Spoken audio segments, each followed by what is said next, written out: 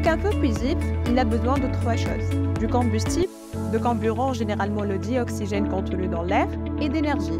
C'est ce qu'on appelle le triangle du feu. Concentrons-nous sur les combustibles. Pour faciliter l'identification, les combustibles ont été divisés en plusieurs classes, appelées des classes des feux. Elles sont au nombre de 5 et sont identifiables par lettres.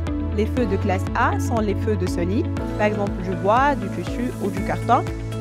Les feux de classe B sont les feux de liquide et de solide liquéfiable, par exemple de l'alcool, de l'acétone, du plastique. Les feux de classe C sont les feux de gaz, par exemple du propane ou de l'hydrogène.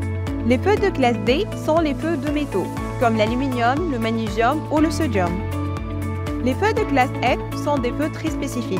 Ce sont les feux d'auxiliaire de cuisson, on y retrouve notamment des huiles de cuisine. Bien, maintenant que nous savons cela, il nous faut savoir comment éteindre chaque classe de feu. Donc parlons des extincteurs. Savez-vous qu'il en existe plusieurs sortes? Commençons par les extincteurs à eau. Ils agissent sur le feu de classe A. Dans l'eau, on peut ajouter un additif. Dans ce cas, l'extincteur agit sur le feu de classe A et le feu de classe B. On retrouve les extincteurs à poudre polyvalente, également appelés poudre ABC. Comme leur nom l'indique, ces extincteurs agissent sur les feux de classe A, B et C.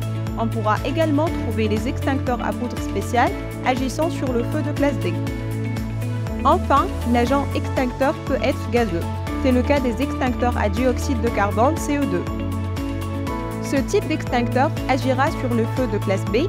Il existe encore une multitude d'extincteurs spécifiques, citant par exemple les extincteurs spécialement conçus pour les feux de classe F, ou ceux spécialement conçus pour éteindre des feux de batterie de lithium.